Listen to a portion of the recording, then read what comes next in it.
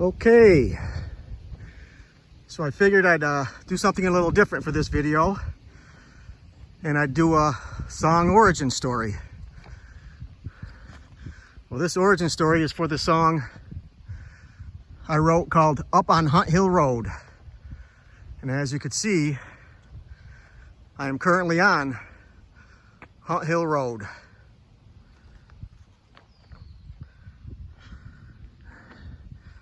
Corner of Hunt Hill and Potter.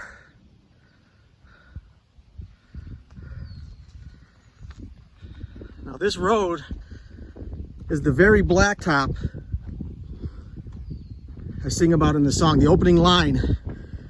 And it goes, summertime blacktop on a country road. Gets so damned hot, it will burn your soul.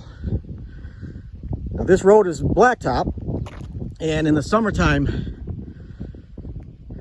it would get so hot, you could see the tar bubbling up. And I mean, you could not walk on it barefoot.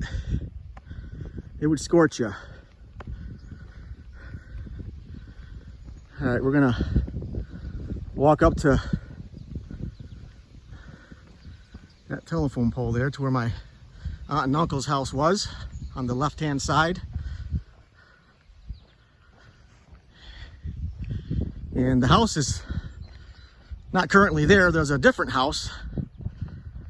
And that house is set farther back up on the property where the actual backyard was. I'm going to stop and show you guys the beauty of this area. And really, not much has changed except for my aunt and uncle's property.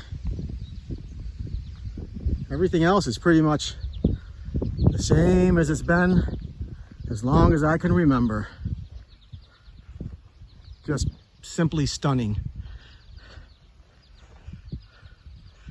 Now this, you can see this kind of opening. This is the old driveway to their house. You go up the driveway probably 80 feet, and there would be the garage, and their house would be right to the right-hand side of it. And I know that because of this telephone pole.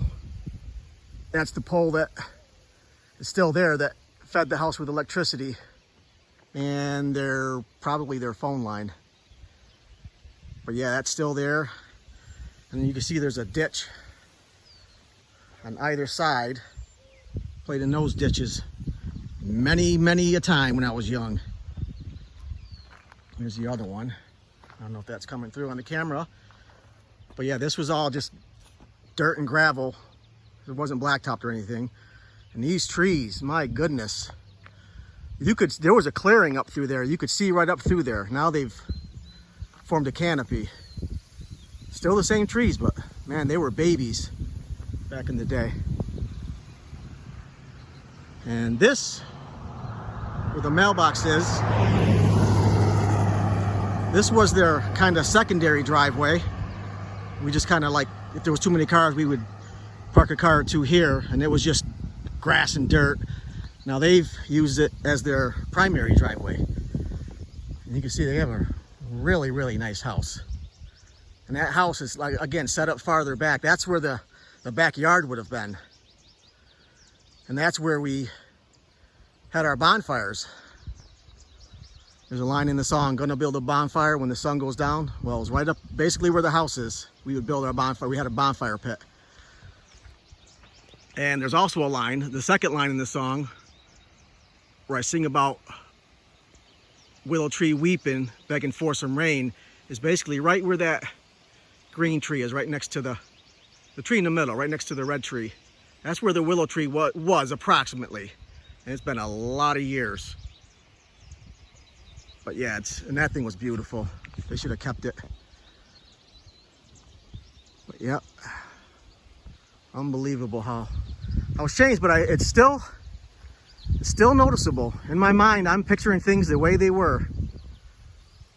I'm picturing it just the way they were. Right here would have been where that grass is growing up. Would have been a little shed that held their firewood. Okay, Okay.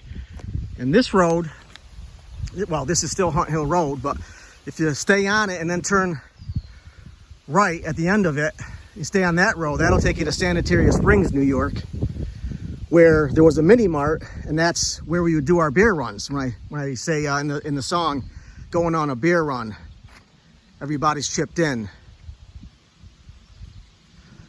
Well, it was right up this road, and it was many a night. 12, 1, 2 in the morning, we'd walk up here pitch black with just our boombox, blaring our, well, probably not blaring, but playing our heavy metal music, going on our walks. It was just beautiful.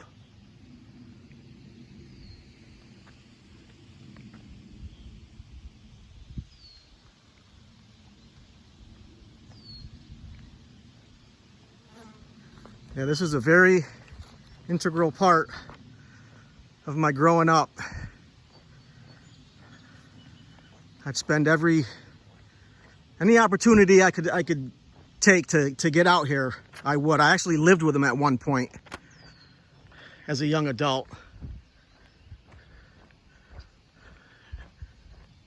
And in about 93, my aunt and uncle moved to North Carolina, and my cousin took over. My older cousin took over the house, and then she moved with her family to North Carolina in like 96. And then it wasn't but a handful of years later, the house I come up and it was demolished.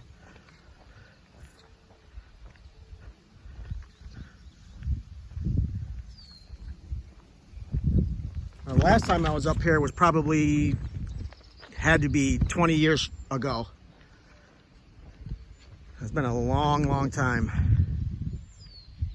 And that house was there 20 years ago. It's just the growth is a lot more.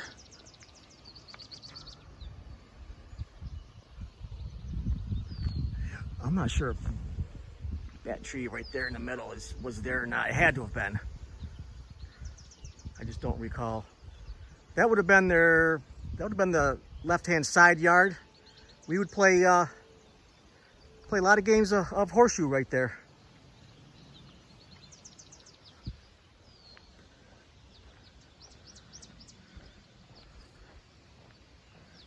So yeah, I mean, just wanted to kind of show you guys. And like I say, the song's pretty much autobiographical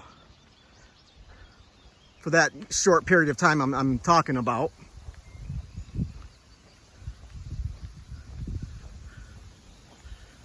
Somebody's got looks like a VW bug underneath that tarp. Cool. I'm sure it's in probably really good condition. But yeah, and you know, there's a line in the song where I say, gotta get some fresh air. That's what I need. You can see why. I mean, there is an abundance of fresh, healthy air to breathe.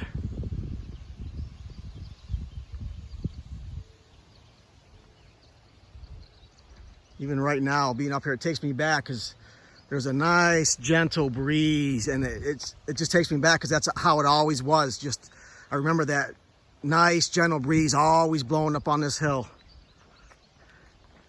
even on the hottest days. It must have to do with the location, just because there's always been that real nice breeze.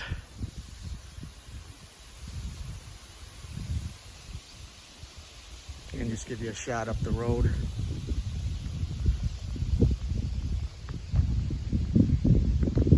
If you guys are still watching, I really appreciate you guys sticking with the video this far. It means a lot to me. And you know, if you guys like me doing this type of thing, put it in the comments. If you don't, also put that in the comments and I won't do another one. But I planned on doing a few more every now and then.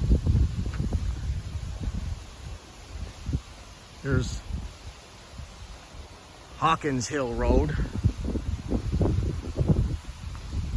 Now this road, right at the very top of it, well, there's radio towers or something like that, but at the very top of this hill, just to the left, is where I bought my very first car, a 1977 Buick Regal. If you can believe that. I paid $150 for it. I still remember it like it was yesterday. That thing ran for 6 months. I beat the heck out of it, and the motor seized up on me. But for 150 bucks, even back in 1987, which is when I bought it, I got my money's worth. So yeah, like there's Potter Hill Road. I'm gonna zoom in a little bit, guys. We're at the top of that hill, right to the right. If you can see the rooftop, that's an old, or not an old, but that's a church. That thing's been there forever. We would walk from my cousin's house up to that and back many a day. Also, we ride bikes. It was fun going down, but man, going up either end of it, woo, you got to work out, let me tell you. A lot of times we probably, I'm sure, ended up walking the bike up. Those are in my earlier years, not my drinking years. Once we got a car, that was all she wrote. So I'm gonna, one more thing, guys, and as a side note, this has nothing to do with the song, but I figure since we're here, I might as well show it. I don't know if you can see those bricks starting to come into focus on your right. That's the entrance to what was the estate of the former Yankee great player and manager Billy Martin. Well, he died right on his property on Christmas Day evening, 1989. Him and his buddy William Reedy, an old drinking buddy from Detroit, crashed his pickup truck. Now there's been some debate. Reedy says Martin was driving and that he took the blame to save his reputation, but I guess the courts didn't buy that. And Reedy just walked away with some hip injury or something. He survived for many years. Martin died on the scene, and they hit this. It was a very snowy winter day / evening, and they were out drinking, of course, and they hit this culvert. I think it goes down in more. You can't really. It's so overgrown, you can't really see. It was like a deep ditch right here. And I can't tell if that's been filled in or it's just overgrown. But yeah, they hit that, and Martin died of internal bleeding right at the scene. He was declared dead. I came up there like weeks later. You could still see broken glass. We were sledding down this hill, and you could still see broken glass from the vehicle. It's pretty spooky. But another eerie story, the guy that owned the property before him was a guy named Dr. Bilo, and he actually killed himself in the house. He hung himself. How bizarre is that?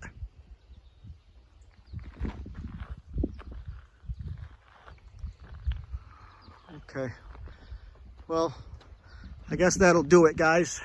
Again, I appreciate it. I'm gonna head back up to my vehicle there.